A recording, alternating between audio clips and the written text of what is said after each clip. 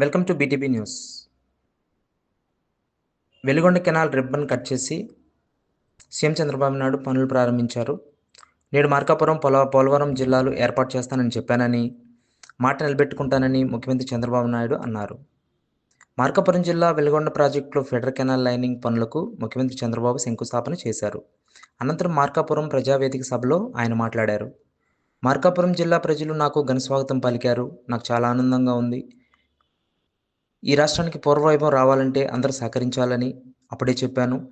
ఖచ్చితంగా ఈ రాష్ట్రానికి మేలు చేసేందుకు పవన్ కళ్యాణ్, నేను ఇద్దరం కలిసికట్టుగా ఈ ప్రాజెక్టులని ఖచ్చితంగా సమర్థవంతంగా చేస్తామని తెలియజేస్తున్నాము. మరియు అరకు నుంచి ప్రకాశం జిల్లా వరకు మనదే హవా.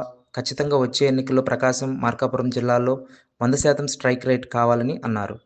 1995లోనే మార్కాపురం ప్రజలు కష్టాలు చూశామని, మరియు ఇక్కడ రైతులు సాగునీరు లేకుండా అనేక ఇబ్బందులు పడ్డారని ఈ సందర్భంగా ఆయన మాట్లాడారు. వెలిగొండ ప్రజల ప్రాజెక్టుతో రైతుల జీవితాలు బాగుపడతాయి. ఖచ్చితంగా ఆ ప్రణాళికబద్ధంగానే 2014-19 మధ్య ఈ ప్రాజెక్టు పనులను పరుగులు పెట్టించాము.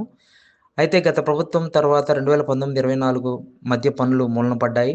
అప్పటి సీఎం పనులు పూర్తి కాకుండా రిబ్బన్ కట్ చేశారని చెప్పారు.